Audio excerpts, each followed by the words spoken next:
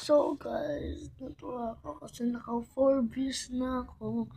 May isang like. First time ko yung naranasan na like 4 views tapos isang like. Hindi 5 na yun guys. So guys, thank you so much nagsusupport pa rin po sa akin. Sana po then i-like and i-follow.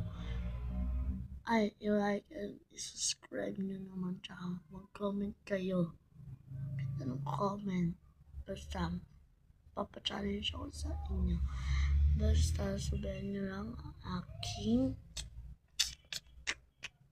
video. My God! So guys, ayun na nga, konting story muna tayo. So guys, may story na to ay tungkol sa school namin. Sa school kasi namin may dati daw cemetery. Pero di naman ako naniniwala, hindi naman yung mga klase naniniwala. Pero yung mag-isa lang ako dun sa may classroom namin. Nagsasara ako ng room. Biglang may narinig ako sumigaw.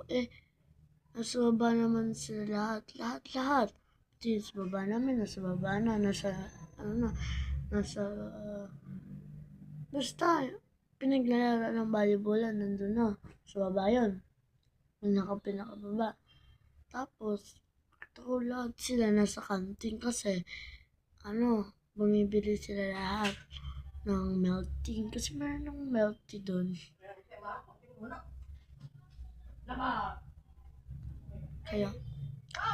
Kaya guys, sana kung sino naman kaklase ko dito, sana i-like and i-follow and subscribe. Ito, tungkol story na rin. Yung nagsasara ako ng room, di ba may sumigaw nga. Tapos, yung kapag sumigaw, nung sumuro yung pinto, nakasara naman yung bante yun. Yung pintuan namin nakasara to. Ito nakabukas. Doon sumara. Pantingin ko wala naman tao.